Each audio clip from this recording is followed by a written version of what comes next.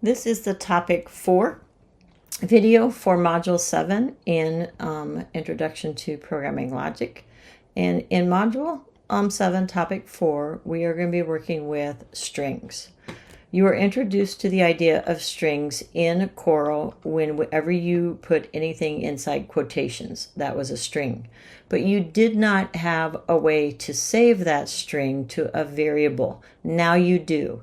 In Java, we work with a character data type and we work with strings. Characters build to make a string. So a string is a list of characters. And so you have access to both of these data types. We will be using the string data type the majority of the time. A character is actually what we call a primitive data type, and a string is a reference data type. So notice the difference between lowercase and uppercase. Whenever you see the uppercase, that means it's a reference data type. That also means that it has a variety of methods that we can use. And so there's a PowerPoint here to kind of go along with the videos. We also have referenced the W3 strings material, so please take advantage of that. There are 3 or 4 things underneath strings, and so you should always kind of look at all of those topics. You don't use this as a reference. Like, we're not expecting you to go through everything, but notice we've been talking about concatenation, and they have some examples here. They've been talking about numbers and strings, and they have some examples. So this is how you would declare a string in Java. This is how you would output and use concatenation. This is an example of concatenation using that plus. They also are showing you some methods. How do you use a method? Once you have the object declared, txt is the name of our object, you can use the name of the object plus the method. Name of the object, I said plus, I should have said dot operator, dot name of the method. And so whenever you have a reference type, look for methods that you could potentially use with that reference type. Concatenation is what we have shown you when you put together more than one string. So first name plus space plus last name. In Coral, you would have to have 3 different put statements to put these together. In Java, you can use 1 statement instead of 3. So it kind of streamlines that process. Here's another example of concatenation, and you might use that on your programming assignment for this module. Here are some examples of using numbers and then strings. The difference that they're going to highlight here is the following.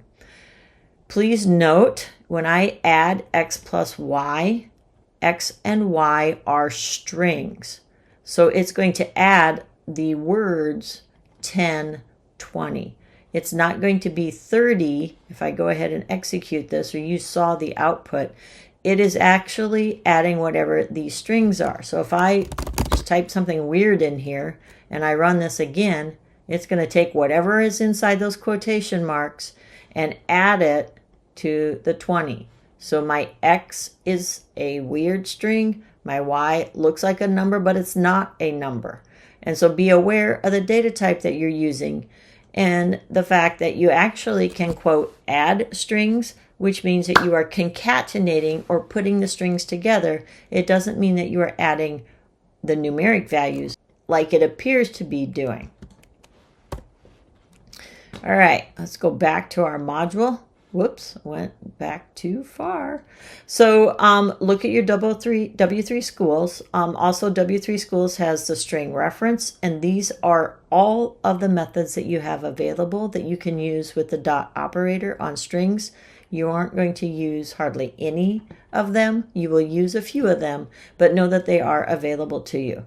This is a video that shows several different string methods, the most commonly used ones. So watch that video. It's better than what I just showed you there. And then these are also a list of the most common from that big list that's on W3 schools.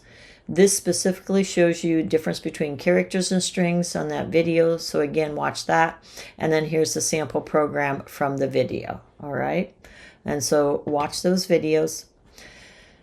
Input with a scanner is going to be critical to learn, and there are some quirks that can occur, and so there are going to be several videos here that show you how to work with the scanner, so please watch those videos. The gist of it is that you have to create, well, you have to do a couple of things. Just like the random class, you have to import the scanner, and then you have to create a scanner object. And then when you work with the scanner, you're going to use the name of that object. So this one is called my object. We usually name it something more descriptive. I can't actually highlight that. But notice here, it's my object dot next line. So it's indicating that this is a reference variable. It's an object, and you're going to use the name of that with your dot operator. Dot next line is the most commonly used scanner method in order to read input from the scanner. And the scanner is your input screen. The scanner is your keyboard. Okay. And so we need an import statement. We need to create a scanner object. We should prompt the user to tell them what we want them to do. And so the prompt is please enter your username.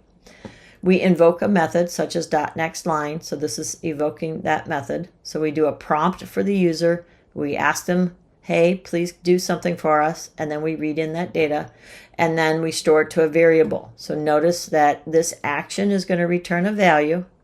That value will be stored to that variable, and then we output it. There are videos that actually show you that additionally. Okay. And so just a little quick overview there. Please watch these videos. There are some glitches that can occur. And this also shows you how to work with numbers, which you're going to need for your assignments. So watch those videos. You then have 2 assignments. You're going to go to your workspace in Coral. The directions are not going to be there. The directions are going to be here. So follow the directions here for your assignments. There's 2 of them. One of them is with the string library, and the other one is with the scanner, and there's very specific directions here. Read the directions. If you need clarification on them, then you should reach out to your instructor for that. And that should wrap up that module. Please complete the module survey because we kind of want to know how your introduction to Java went, and we want to head off any difficulties you might be having. So that's going to be a wrap in terms of Module 7. Depending upon your instructor, you may or may not have some bonus points for like career activities like attending the career fair. That's instructor preference. Okay. Good luck with your Java coding.